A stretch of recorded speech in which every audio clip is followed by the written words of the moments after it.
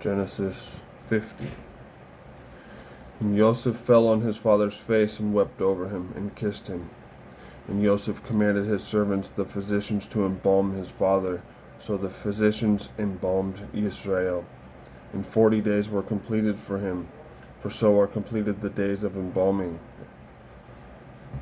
And the Mitzrites wept for him 70 days. And when the days of weeping for him were past, Joseph spoke to the household of Pharaoh, saying, If now I have found favor in your eyes, please speak in the hearing of Pharaoh, saying, My father made me swear, saying, See, I am dying. Bury me in my burial site, which I dug for myself in the land of Canaan. And now, please let me go up and bury my father in return. And Pharaoh said, Go up and bury your father, as he made you swear. And Joseph went up to bury his father, and with him went up all the servants of Pharaoh, the elders of his house, and all the elders of the land of Mitzrayim. And all the house of Joseph, and his brothers, and his father's house. Only their little ones and their flocks and their herds they left in the land of Goshen. And there went up with him both chariots and horsemen, and it was a very great company.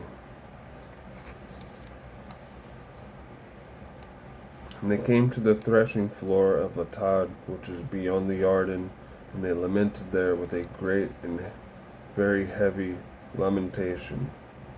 And he performed 7 days of mourning for his father. And when the inhabitants of the land, the Canaanites, saw the mourning at the threshing floor of Atad, they said, This is a grievous mourning for the Mitzrites. That is why its name was called Abel Mitzrayim, which is beyond the Jordan. And his sons did to him as he had commanded them.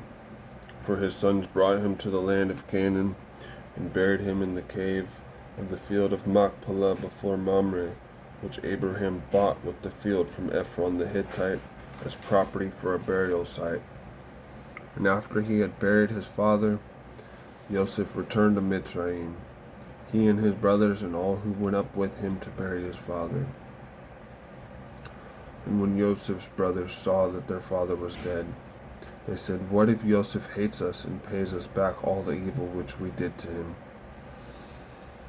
And they sent word to Joseph, saying, Before your father died, he commanded, saying, This is what you are to say to Joseph, I beg you.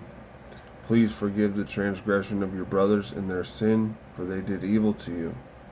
And now please forgive the transgression of the servants of the Elohim of your father. And Joseph wept when they spoke to him. And his brothers also went and fell down before his face. And they said, See, we are your servants.